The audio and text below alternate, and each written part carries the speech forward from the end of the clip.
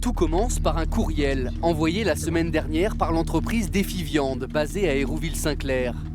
La société qui emploie 545 personnes nous informe qu'elle vient d'être victime d'une malversation de l'un de ses salariés et qu'une enquête est en cours.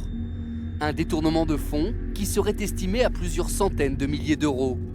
Ce salarié serait un personnage bien connu dans le petit monde du sport régional via plusieurs sociétés qu'il a créées. Il y a quelques saisons, il était notamment l'un des sponsors maillots du Stade Malherbe. Il était surtout l'un des dirigeants du club de football de Thaon dans le Calvados. Un petit club de village qui depuis 4 ans a profité de sa grande générosité.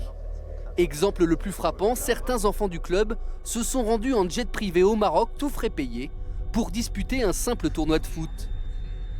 Des dizaines de milliers d'euros dépensés sans éveiller les soupçons de l'équipe dirigeante.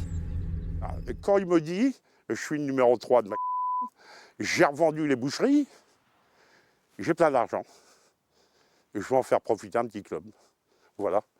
Donc je n'avais pas à le mettre en doute. Et l'été dernier, l'étonnant mécène va dépenser sans compter pour organiser la Perron Cup. Un tournoi dans le Calvados qui réunit les jeunes footballeurs des plus grands clubs du monde, venus d'Italie, de Turquie et même du Brésil. Transport, hébergement, restauration, l'organisation du tournoi aurait coûté près de 800 000 euros. La Perron Cup, comme Claude Perron, le président de l'US Thaon, qui là encore affirme n'avoir rien vu venir lorsqu'il a donné son nom au tournoi.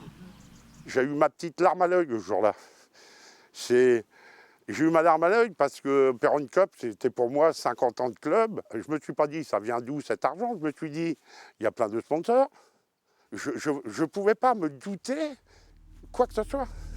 Dans quelle mesure ce troublant personnage aurait sponsorisé les clubs et les événements sportifs de la région avec de l'argent détourné à son entreprise?